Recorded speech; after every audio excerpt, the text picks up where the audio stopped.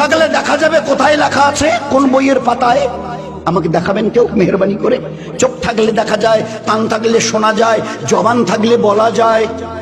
আচ্ছা কোথাও লেখা? ভাই আপনার নামটা চিল্লাম নাম,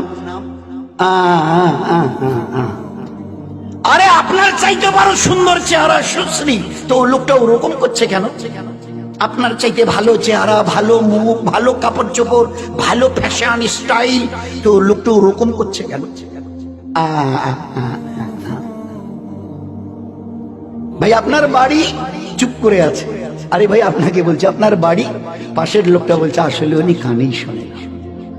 আল্লাহ দেখিয়ে দিয়েছে কান থাকলে শোনা যায় না যদি আমি আল্লাহ না শোনাই, এ জবান থাকলে বলা যায় না আমি আল্লাহ যদি না বলাই, এ চোখ দেখে না আমি আল্লাহ যদি না দেখাই। কি বলে লোক? ভাই ওনাকে আসলে কি করে চিনবে? উনি তো জন্ম অন্ধ, জন্মের থেকেই চোখে দেখে না।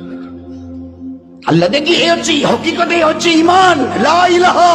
চিউটি থেকে জিবরিল কেউ করে না, করেনেওয়ালা জাত আল্লাহ। আমাকে চলার জন্য যে হায়াত তন্দুরুস্তি রেখেছে এটা তার মেহেরবানি। পাশের বাড়িতে গিয়ে দেখো জওয়ান 22 বছরের ছেলেটা, মানে শুধু লেংড়িয়ে নয়, পা ছেঁচলে মানে পিছন থেকে মাটিতে ছেঁচিয়ে যাচ্ছে, দাঁড়াবার কোনো ক্ষমতা নেই।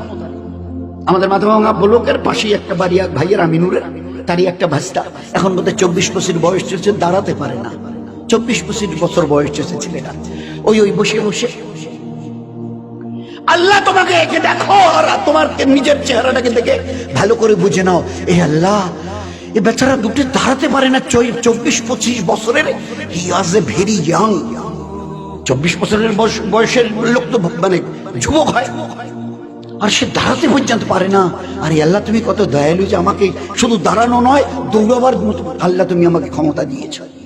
তবে আল্লাহ কোন জিনিসটা সিজ করে নেবে জানা নেই। এই জন্য দোস্ত একটু হুশ করে চলিয়ে, দুনিয়া মজাক উড়াবার জায়গা নয়, হুশ করে চলিও, আমার কাছে ফিরে আসতে হবে। ওই দিন আমায় 4টা জবাব নেব। সারাটা জীবন কোন আমলে কাটিয়েছো? জওয়ানি যখন টকবক করত, ওই জওয়ান কালের পুরো হিসাব শোনাও। Second question will be there, সারা জীবনের হিসাব দাও।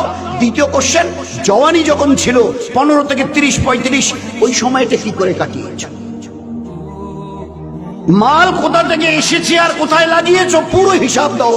টাকা হিসাবে নয়, পয়সা হিসাবে, পয়সা কি করে এসেছে।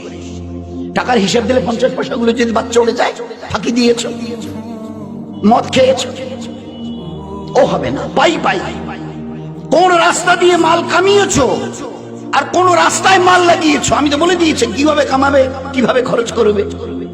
Fourth question will be there. চতুর্থ, যে দিনের ইলম তোমার জানা ছিল তার উপরে কতটা নিজেকে চালিয়েছ। তুমি তো মুসলমান, জানতে 5 ওয়াক্তের নামাজ ফরজ নয়, ফরজে আইন। 10 বছরের পরের থেকে ছেলে অথবা মেয়ে 5 ওয়াক্তের নামাজ পড়া ফরজে আইন, না পড়া গুনাহে কবিরা, না পড়া মুসলমানের সঙ্গে তার কোনো সম্পর্ক নেই, ইসলামের সাথে তার কোনো সম্পর্ক নেই, শুধু ইসলাম থেকে বেরিয়ে চলে গেছে। যার কাছে নামাজ নেই, ইসলামে তার কোনো জায়গা নেই। একটু আগে যে মহাসাহেব এই ব্যাপারে কথা বলছিল, আমরা কতটা মন দিয়ে শুনেছি আল্লাহই জানে। আল্লাহর নবীর হাদিস, no portion in this person in Islam who does not say his সালাত। যার কাছে নামাজ নেই ইসলামে, আমি নবী বলছি, তার কোনো জায়গা নেই। কি করে বুঝবো যার কাছে নামাজ নেই ইসলামে তার কোনো জায়গা নেই? কি করে বুঝবো, কতটা বুঝবো? আল্লাহর পেয়ারা নবী এমন এক এক্সাম্পল দিয়েছেন যে তাজ্জব লাগে শুনলে। জিজ্ঞাসা করছো আমার সাহাবারা, সাথীরা, আচ্ছা তোমরা কান কাটা লোককে দেখেছো? আল্লাহ রাসূল দেখেছি। আচ্ছা হাত কাটার লোককে দেখেছো? দেখেছি। আচ্ছা পা নেই এরকম লোককে দেখেছো? পা কাটা? আল্লাহ রাসূল দেখেছি। বলছে আচ্ছা এরকম লোককে দেখেছো যে মাথাটা নেই এরকম লোককে? তো সাহাবারা হেসে দিয়েছে। আল্লাহ রাসূল, মাথা ছাড়া আবার লোক হয়? হাত কাটা লোক, পা কাটা লোক, কান কাটা লোক, নাক কাটা লোক সব হবে, কিন্তু মাথাটাই নেই, এটা তো হয় না। হেসে দিয়েছে। আল্লাহ রাসূল বলছে আমার উম্মত শুনে নাও, তোমরাই বলছো মাথা ছাড়া মানুষ হয় না, আমি নবী বলছি নামাজ ছাড়া মুসলমান হওয়া যায় না। কতটা আমাদের দিলে কতটা বসেছে বলুন, কতটা বুঝেছি।